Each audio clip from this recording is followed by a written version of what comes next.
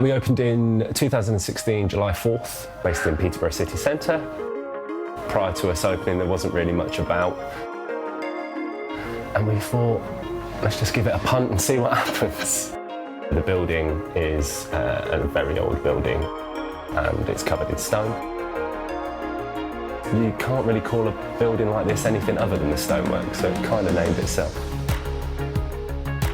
Peterborough is an odd city, it's a growing city, it's a large city, but it at points can have small time mentalities. Friday and Saturday nights, which are our busiest times. We're working hard on changing the offering in the city centre midweek with events and things to do rather than just go out to the pub just to drink. We have a shuffleboard that we're going to start a league on, we're going to start a cocktail evening. Our bartenders are not there just to put something in the glass. We have 23 beer lines that constantly change, so we don't really have a standard product. On site we have a massive walk-in cold store fridge, which is at 4 degrees, and all of the beer is served direct draw from our cold store. In the cold store, we buy as much or as little beer as we can fit in there. When a beer kicks, as we call it, so when the keg runs out, it is replaced with something different.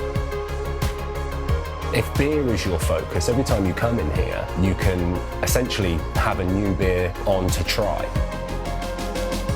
Although we do have a couple of core spirits, what we try and do is keep our gins changing. When the bottle disappears, we don't buy that same bottle again. We buy a new bottle or we buy another whiskey to try. And what we're trying to do is just hone down on a taste profile for Peterborough that we can start to play with. In a larger city, you could go to 100 different pubs or bars and have 100 different products or offerings. So what we try and do is make it feel like every time you walk in, there's something different. If you're not a beer drinker, we cater to everyone. We've got craft ciders that change every other week. I would say the cider sells just as well as the beer.